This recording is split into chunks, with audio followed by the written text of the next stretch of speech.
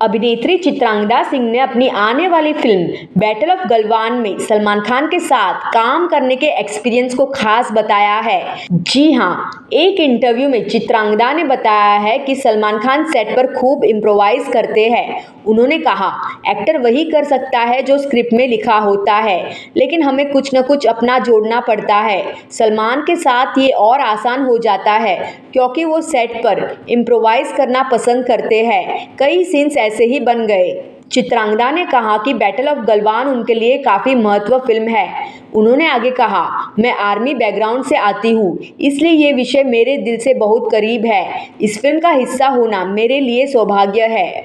आपको बता दें, film battle of Galwan Bharat चीन के बीच गलवान घाटी में हुए संघर्ष पर आधारित है। इस मूवी में सलमान खान के साथ चित्रांगदा सिंह लीड रोल में है। मुंबई से विदिता प्रताप, नेशन नाउ।